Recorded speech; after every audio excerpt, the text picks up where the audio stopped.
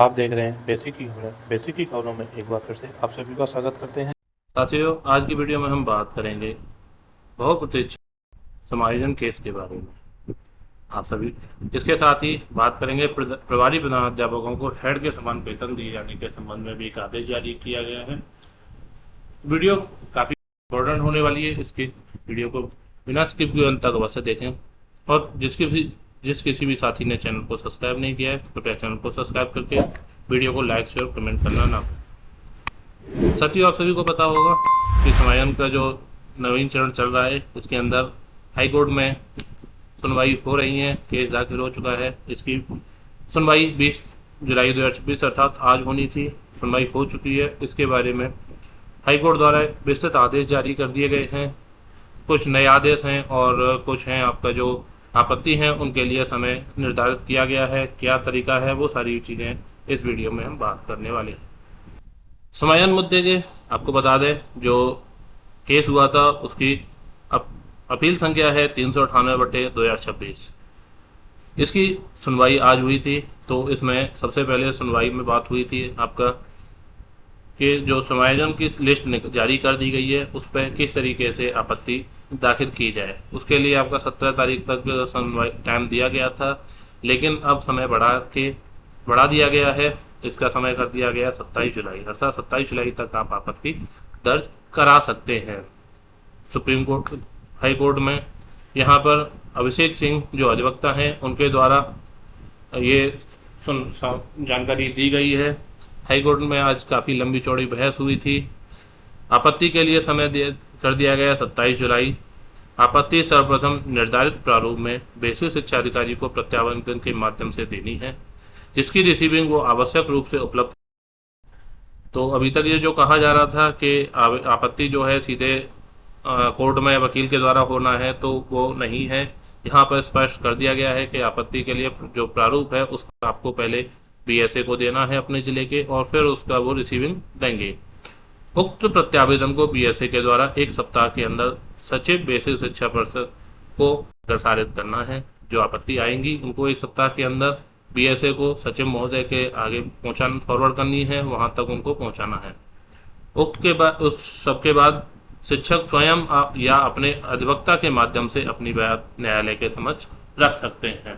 तो ऐसा नहीं है कि आपको सीधे ही न्यायालय पहुंचना है, ऐसा कुछ नहीं करना है। आपको पहले बीएसए को एक फॉर्मेट आपत्ति देनी है निर्धारित फॉर्मेट पर, उसके बाद फिर उसकी रिसीविंग लेने के बाद बीएसए उसको फॉरवर्ड करेंगे आपका सचिव जो है बेसिक शिक्षा सचिव उनके पास, और फिर उसके बाद जो शिक्षक हैं वो डायरेक्ट अपनी बात रख सकते हैं कोर्ट के सामने, या फिर अधिवक्ता के माध्यम से भी वो रख सकते हैं। तो साथियों, ये तो आपका क्लियर हो गया कि किस तरीके से आपको आपत्ति दर्ज करनी है। उसका समय भी दे दिया गया है 27 जुलाई तक। इसके बाद सचिव जो है 10 अगस्त तक जिलेवार आपत्तियों को माननीय न्यायालय के सामने रखेंगे, क्योंकि जो आपत्तियां बीएसए के द्वारा फॉरवर्ड करके सचिव को पहुंचाई जा रही हैं उनका वो प्रोसेसिंग करने के बाद 10 अगस्त को फिर न्यायालय के सामने रखेंगे। तो ये आपत्ति का हो गया। अब आता है कि किस को हटाया जाएगा, क्योंकि यहाँ पर भी कई सारा था दलीलें दी गई कि बहुत सारे ऐसे विद्यालय थे जहाँ पर पहले छात्र शिक्षक रेशियो सही था, और पिछले कुछ समायोजन जो हुए थे 2-3 उनके द्वारा उनमें शिक्षक आए थे, उसके बाद शिक्षक छात्र रेशियो चेंज हो गया है और वहाँ पर फीफो जो रूल लागू किया जा रहा है फर्स्ट स्टाफ अर्थात सीनियर को, तो उनका कहना था कि हम पहले से काम कर रहे हैं और इनकी वजह से प्रॉब्लम हुई है तो हमें ना हटाया जाए। इसके लिए भी सुप्रीम हाई कोर्ट ने एक आदेश जारी कर दिया, विस्तृत आदेश। उन्होंने कहा है कि जो भी विद्यालय है जहाँ पर पहले से छात्र शिक्षक रेशियो सही अनुपात सही था और कोई अध्यापक के आने के बाद वो अनुपात अगर बिगड़ रहा है, तो ऐसे में जिस विद्यालय में पिछले 5 वर्ष में कोई छात्र शिक्षक अनुपात के विपरीत ट्रांसफर होके आए हैं, तो वहाँ पर फीफो नियम लागू नहीं होगा। अर्थात जहाँ पर भी ऐसे विद्यालय हैं जिनमें कि पिछले 5 साल के अंदर एक्स्ट्रा टीचर डाल दिया गया है, जैसे वहाँ पर 4 अध्यापक की आवश्यकता थी और किसी भी कारण से गलती से वहाँ पर 5वां डाल दिया गया है, वो पिछले 5 साल के टाइम पीरियड लिया गया है। तो अगर ऐसा हुआ है किसी भी विद्यालय के अंदर, तो वहाँ पर फीफो नियम लागू नहीं होगा। वहाँ पर जिस शिक्षक की वजह से आपका छात्र शिक्षक जो अनुपात बिगड़ रहा है, तो उन्हीं को वहाँ पर सरप्लस के तौर पर देखा जाएगा, क्योंकि उनके आने के बाद ये सारी व्यवस्था गड़बड़ाई है। ये साथियों एक नया आदेश है, अपडेट है, इसमें बहुत सारी चीज़ें चेंज हो जाएंगी इसके बाद। तो जो लोगों का कहना था कि उनकी वजह से किसी नए आने की वजह से ये सब गड़बड़ हुआ है, उनके साथ अन्याय हो रहा है, तो इन लोगों के लिए काफ़ी बड़ी अपडेट है कि उनको नहीं जाना पड़ेगा।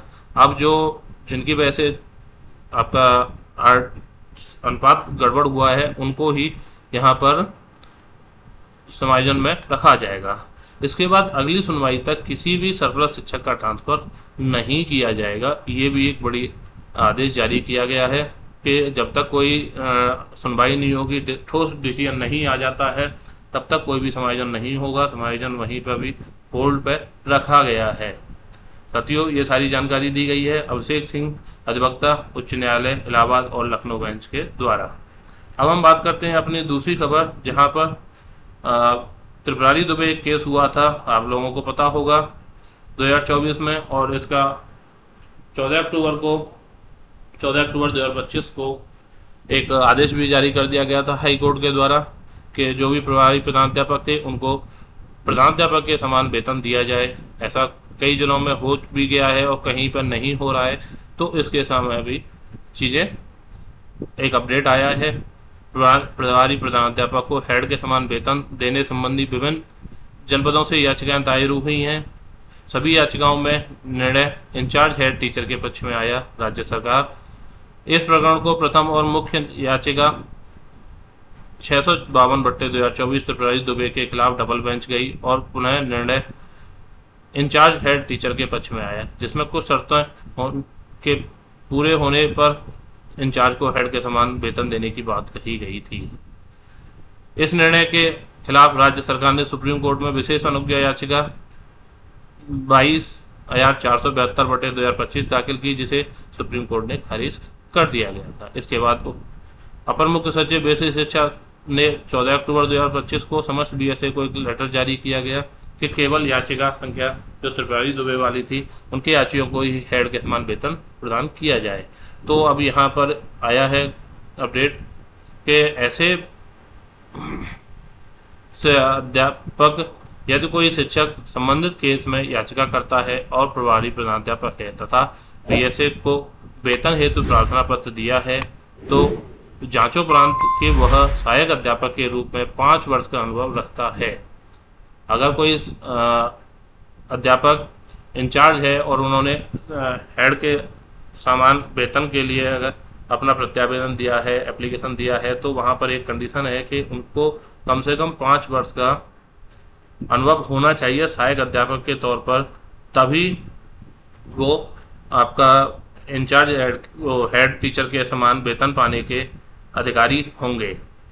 याचिका दाखिल होने की तिथि से वेतन पाने का हकदार होगा।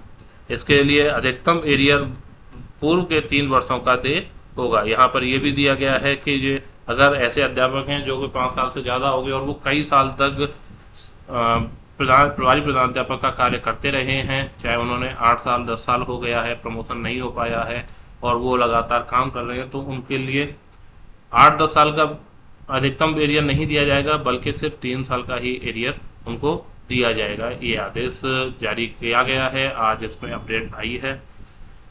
तो साथियों, दोनों खबरें काफ़ी बड़ी हैं और शिक्षकों के लिए एक तरीके से पॉजिटिव खबर है। पहली समायोजन में अभी समय बढ़ा दिया गया है या आपत्ति का 27 जुलाई तक, और जब तक कोई सुनवाई नहीं होगी तब तक कोई समायोजन नहीं होगा। और जहाँ पर भी शिक्षक छात्र अनुपात किसी भी अध्यापक के आने के वजह से पिछले 5 वर्ष में आने की वजह से चेंज हुआ है, तो वहाँ पर फीफो लागू नहीं होगा। वहाँ पर जो अध्यापक आए हैं उन्हीं को सरप्लस काउंट करने का एक तरीके से आदेश जारी कर दिया गया है।